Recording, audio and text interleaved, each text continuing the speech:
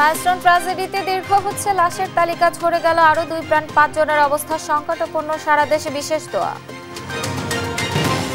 নির্বাচন যত বিলম্বিত হবে সরকার নানা প্রশ্নের মুখে পড়বে, বলছে বিএনপি নিহত পাইলট তৌকিরের পরিবারের পাশে মির্জা ফখরুল। শেখ হাসিনার চাপিয়ে দেওয়া ফিটনেসবিহীন রাষ্ট্র মেরামত করবে এনসিপি, পথসভায় নাহিদ ইসলাম 3 আগস্ট জাতীয় সনদ আদায়ের ঘোষণা। একটি গ্রহণযোগ্য নির্বাচনের মাধ্যমে জনগণের আস্থা ফিরিয়ে আনতে চায় কমিশন, বললেন সিসি, ভোটার তালিকা সংশোধিত অধ্যাদেশ জারি। সাগরে নিম্নচাপের প্রভাবে দক্ষিণাঞ্চলের সব নদ নদীর পানি বৃদ্ধি, জোয়ারে নিম্নাঞ্চল প্লাবিত, বাড়িঘরে ঢুকছে পানি, ভোগান্তিতে স্থানীয়রা। জনবল সংকট আর অব্যবস্থাপনায় ঠুকছে পিরোজপুরের ইন্দুরকানী স্বাস্থ্য কমপ্লেক্স, মেলে না পর্যাপ্ত ওষুধ ও পরীক্ষা নিরীক্ষা, সেবা বঞ্চিত রোগীরা। আমাদের অসুবিধা হচ্ছে না, কারণ এখানে হসপিটালে যে প্রয়োজন ডক্টর থাকা দরকার সেটা নাই। আমাদের সমস্যা হলো, এক হলো নোংরা পরিবেশ, এরকম পরিবেশ কম আছে বাংলাদেশে। দ্বিতীয়ত হলো ডাক্তার সংকট। এবং থাইল্যান্ড কম্বোডিয়ার সংঘাতে নিহতের সংখ্যা বেড়ে 16, প্রাণ রক্ষায় সীমান্ত এলাকা ছাড়ছে বাসিন্দারা, জাতিসংঘের জরুরি বৈঠক আজ। দেখছিলেন সংবাদ শিরোনাম। সংবাদ সকালের সাথে আছে আমি আফ্রোদিতি মোশাররফ পার্বণ। এবার বিস্তারিত। রাজধানীর উত্তরার মাইলস্টোনে বিমান বিধ্বস্তের ঘটনায় মারা গেল আরো 2 শিশু। শুক্রবার 10 বছর বয়সী শিশু আয়মান ও 14 বছর বয়সী মাকিন মারা গেছেন। এ নিয়ে বার্ন ইনস্টিটিউটের মৃত্যুর সংখ্যা দাঁড়ালো 15 জনে। ইনস্টিটিউটের পরিচালক জানালেন, অন্তত 15 জনকে আজ শনিবার থেকে রিলিজ দেওয়ার প্রক্রিয়া শুরু হবে। তবে এখনও 5 জনের অবস্থা সংকটাপন্ন। সাবরিনা মজুমদারের রিপোর্ট। দগ্ধ শরীর নিয়ে দাদাবাড়ি যাচ্ছে ছোট্ট শিশু আয়মান। তবে কে জানতো এটি হবে তার শেষ যাত্রা। 10 বছর বয়সী শিশুটির যুদ্ধ বিমান বিধ্বস্তের মর্মান্তিক দুর্ঘটনায় শরীরের 45% দগ্ধ হয়ে যায়। 4 দিন মৃত্যুর সাথে লড়াই করে শুক্রবার সকাল 9:30টার কাছাকাছি সময়ে মৃত্যুবরণ করে এই শিশুটি। বার্ন ইনস্টিটিউটের পরিচালক জানালেন, গত রাত থেকে হঠাৎ তার শারীরিক পরিস্থিতির অবনতি হতে থাকে। নিহত আয়মানের স্বজনরা সকলের কাছে তার জন্য দোয়া চেয়েছেন, প্রশ্ন তুলেছেন 4 দিন আগেও স্বাভাবিকভাবে কথা বলা আয়মান মরল কিভাবে। আমরা গতকালকে রাতে ওনাকে আমরা বলেছিলাম যে সিভিয়ার ক্যাটাগরিতে ছিল, কিন্তু রাতে আমরা শিফট করে ওটাকে ক্রিটিক্যাল ক্যাটাগরিতে নিয়ে এবং সাথে সাথে ভোর 5:45টার দিকে ওকে আমরা ইন্টিউবেশনে দিই। এরপরে সকাল 9:15টার সময় আসলে ওর মৃত্যুটা আমরা নিশ্চিত করতে পারি। মৃত্যুটা নিশ্চিত করবার পরেই ওর কিছুক্ষণ পরেই বাচ্চার বাবার সাথে আমরা কথা বলি। সকালে হাসপাতালে আসেন স্বাস্থ্যসেবার মহাপরিচালক ও সচিব। চিকিৎসার ব্যাপারে খোঁজ খবর নিয়ে সাংবাদিকদের সাথে কথা বলেন তারা। জানান, সিঙ্গাপুর ও চীনের চিকিৎসক দল কাজ করছেন বাংলাদেশের চিকিৎসকদের সাথে। বললেন সিঙ্গাপুরের টিমটা অনেকদিন থেকে এখানে কাজ করে এবং এই ইনস্টিটিউটের সাথে তাদের একটা অ্যাকচুয়ালি চুক্তিবদ্ধ করা আছে। তারা অনেকবার এসেছেন এবং তারা কাজ করতে স্বাচ্ছন্দ্য বোধ করেন। এখন চীনের যে টিমটা আছে তারাও আগ্রহী আছে, তাদের সাথে এই বিষয়টা অ্যাকচুয়ালি উপস্থাপন করা হয়েছে। বিদেশে পাঠিয়ে উন্নত চিকিৎসা দেওয়ার বিষয়ে প্রশ্ন করলে বার্ন ইনস্টিটিউটের পরিচালক জানান, বিদেশ থেকে আসা চিকিৎসকরাও এমন পরামর্শ দেননি। আমরা একটা রোগীকে দেশের বাইরে নিব কিনা বা যে হসপিটালে যাবে তাদের মতামতটা কিন্তু অত্যন্ত গুরুত্বপূর্ণ। তারা নিয়ে এই রোগীটাকে ভালো করতে পারবেন কিনা সেই মতামতের ভিত্তিতেই কিন্তু করা হয়। অনেকের অবস্থা উন্নতির দিকে আগামীকাল থেকে অন্তত 15 জনকে রিলিজ দেওয়ার প্রক্রিয়া শুরু করবেন তারা। সাবরিনা মজুমদার, দেশ টিভি, ঢাকা। ঢাকার উত্তরার মাইলস্টোন স্কুল অ্যান্ড কলেজের প্রশিক্ষণ বিমান দুর্ঘটনায় নিহত শিক্ষার্থীদের রুহের মাগফিরাত এবং আহতদের দ্রুত সুস্থতা কামনায় দেশের বিভিন্ন স্থানে বিশেষ দোয়া ও মোনাজাতের আয়োজন করা হয়েছে। শুক্রবার জুমার নামাজ শেষে বিশ্ব ঐতিহ্য 60 গম্বুজ মসজিদে করা হয় দোয়া মাহফিলের আয়োজন। একই সময় বিশেষ দোয়া ও মোনাজাত হয় রাজশাহীর সব মসজিদেও। মাদারীপুরের সব মসজিদে ছিল একই আয়োজন। মুসল্লিরা অশ্রুসিক্ত হয়ে প্রার্থনায় অংশ নেন এবং শোক সন্তপ্ত পরিবারের জন্য ধৈর্য ও সহনশীলতা কামনা করেন।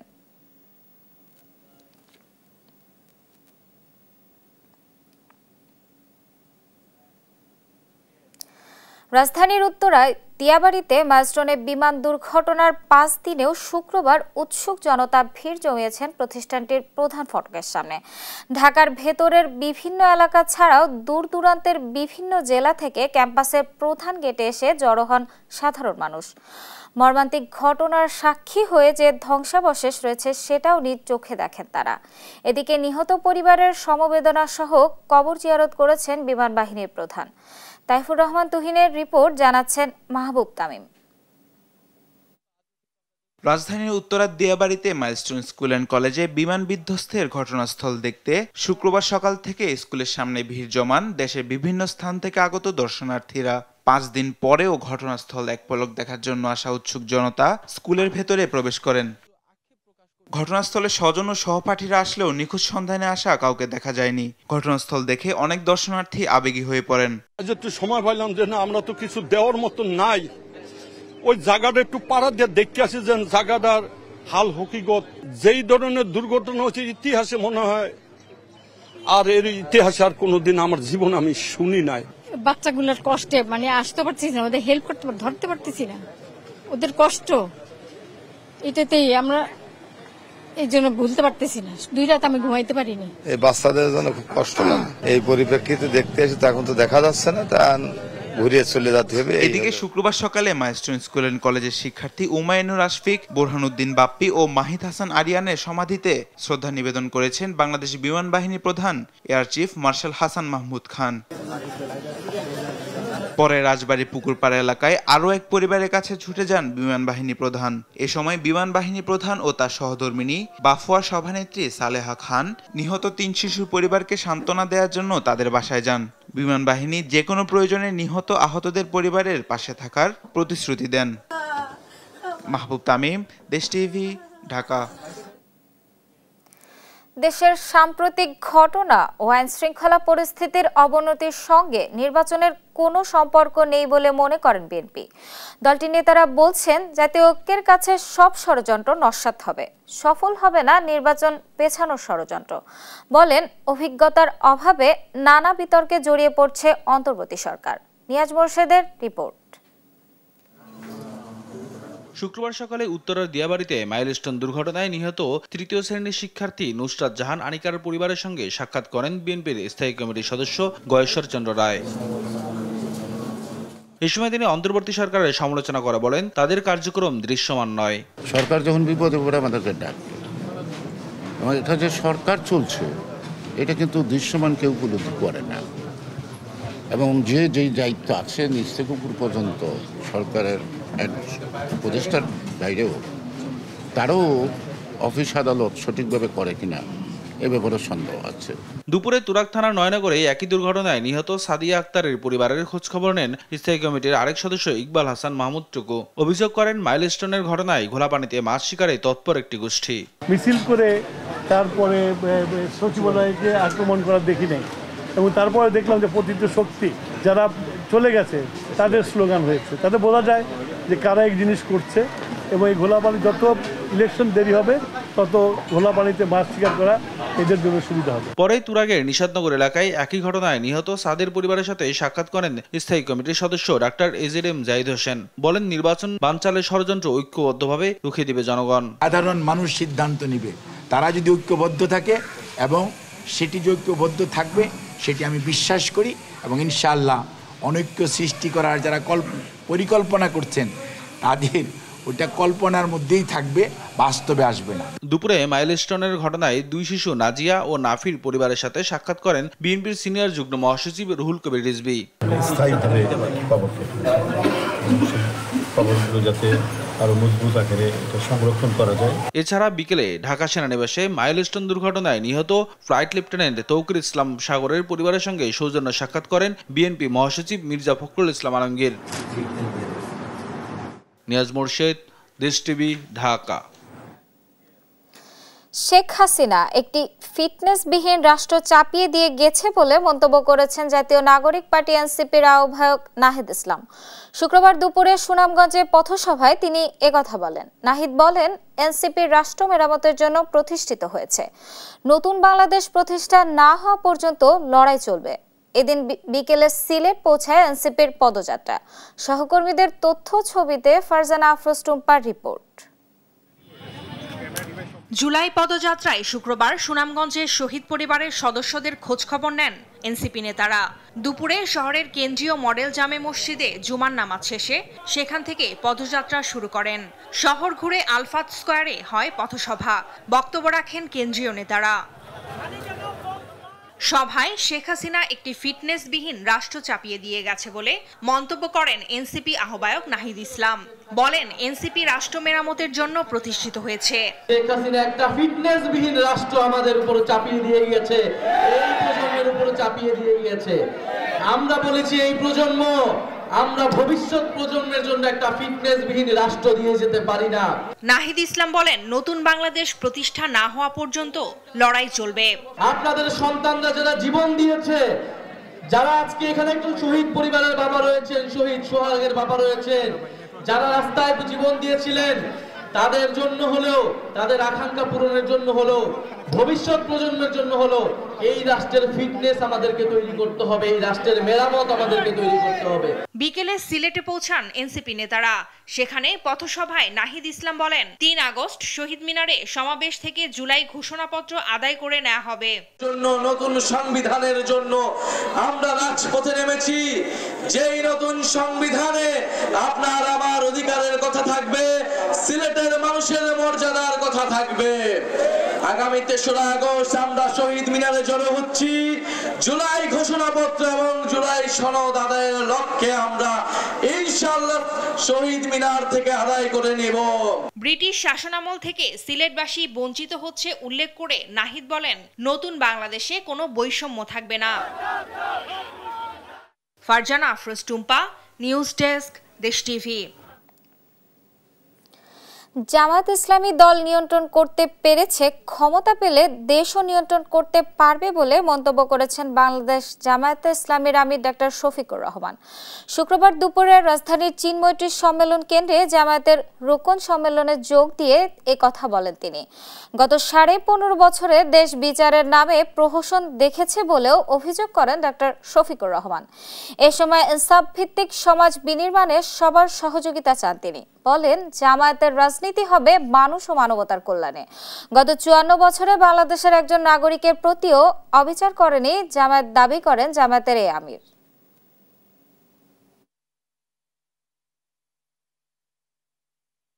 আমরা আশা করি এই দলের হাতে আল্লাহ যদি দেশ পরিচালনার দায়িত্ব দেন, এখন আমরা দল নিয়ন্ত্রণ করেছি, আমরা ইনশাআল্লাহ দেশও নিয়ন্ত্রণ করতে পারব।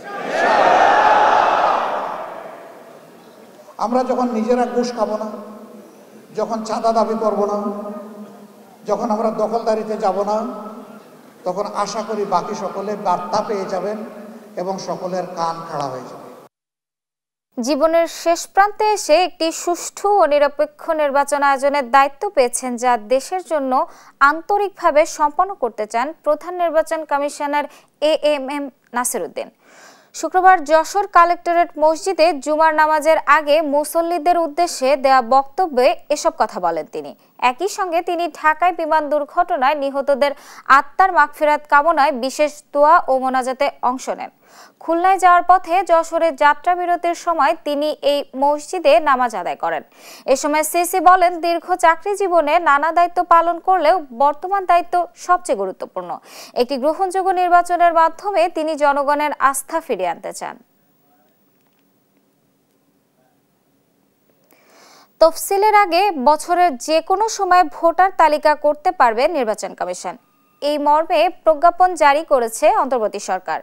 বৃহস্পতিবার রাতে আইন, বিচার ও সংসদ বিষয়ক মন্ত্রণালয়ের লেজিসলেটিভ ও সংসদ বিষয়ক বিভাগ থেকে এ অধ্যাদেশ জারি করা হয়। এতে বলা হয়, ভোটার তালিকা আইনের কিছু ধারা সংশোধন করা প্রয়োজন। সংবিধানের 93 এর 1 অনুচ্ছেদে প্রদত্ত ক্ষমতা বলে রাষ্ট্রপতি অধ্যাদেশ জারি করেন। প্রজ্ঞাপন অনুযায়ী তফসিল ঘোষণার আগে নির্বাচন কমিশন চাইলে বছরের যে কোনো সময় নতুন ভোটার অন্তর্ভুক্ত এবং তালিকা প্রকাশ করতে পারবে।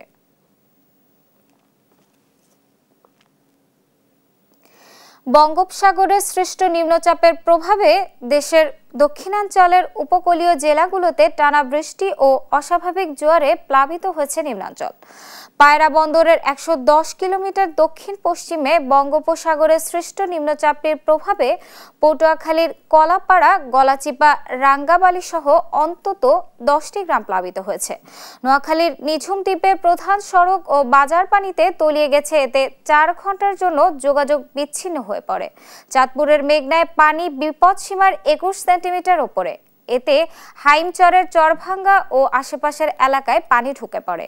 বরিশালের কীর্তনখোলায় পানি 30 সেন্টিমিটারের ওপর উঠায় নগরীর নিম্নাঞ্চলের রাস্তাঘাট ও বাড়ি তলিয়ে গেছে। পানির তোড়ে কক্সবাজারের টেকনাফে মেরিন ড্রাইভের 10টি স্থানে দেখা দিয়েছে ভাঙন। ফসলি জমিতে ঢুকে পড়েছে লবণাক্ত পানি। এদিকে দেশের সব সমুদ্র বন্দরকে 3 নম্বর সতর্ক সংকেত দিয়েছে আবহাওয়া অধিদপ্তর। নিরাপদ আশ্রয়ে থাকতে বলা হয়েছে মাছ ধরার ট্রলারগুলোকে।